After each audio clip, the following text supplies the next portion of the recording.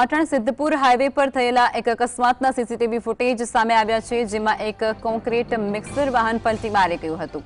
આ ઘટનામાં વાહનનો ડ્રાઈવર ઘાયલ થયો હતો અને તેને સારવાર માટે સિદ્ધપુર રેફરલ હોસ્પિટલ ખાતે ખસેડવામાં આવ્યો હતો। સીસીટીવી ફૂટેજમાં હાઈવે પરથી પસાર થતું આ વાહન અચાનક નિયંત્રણ ગુમાવી દે છે અને પલટી ખાતું જોવા મળે છે।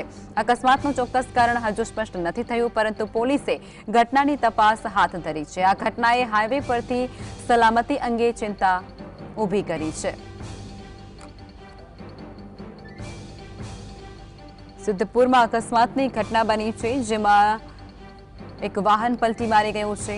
અકસ્માતના સીસીટીવી ફૂટેજ પણ સામે આવ્યા છે। રસ્તાનું કામ કરનાર જે કોન્ક્રીટ મિક્સર મશીન છે તે અત્યારે પલટી ખાઈ ગયું હોય તેવું દ્રશ્યમાં જોવા મળી રહ્યું છે। હાઈવે પરથી પસાર થતી કોન્ક્રીટ મિક્સર વાહને પલટી મારી જતા અકસ્માત સર્જાયો। વાહનમાં સવાર ડ્રાઈવરને ઈજા પહોંચી। વધુ વિગતો અલ્કેશ સંવાદદાતા આપશે। અલ્કેશ, સંપૂર્ણ મુદ્દત શું છે? અકસ્માતની વિગતો શું છે? લગભગ ચોક્કસ અત્યારે હાલ પાટણ જિલ્લામાં છેલ્લા 24 કલાકમાં લગભગ 4 થી 5 અકસ્માતો થયા છે।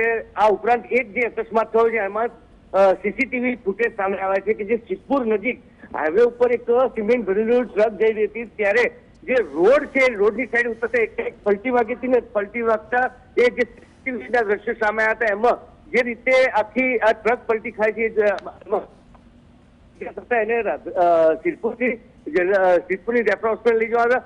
જોકે ખાસ કરીને જે દ્રશ્ય છે એ ખરેખર જે જોવામાં આવ્યા હતા કે ધીરે ધીરે પલટી મારી, પરંતુ જે રોડ રસ્તાને અને જે ટ્રાફિકની એને કારણે આવી સમસ્યા અત્યારે હાલ વધી રહી છે અને પાટણ જિલ્લામાં લગભગ આ ત્રીજી ચોથી ઘટના જેના સીસીટીવીના દ્રશ્યો આવા સામે આવ્યા છે કે ક્યાંક ને ક્યાંક અકસ્માતો થયા। જી નકબા। જી આભાર અલ્કેશ।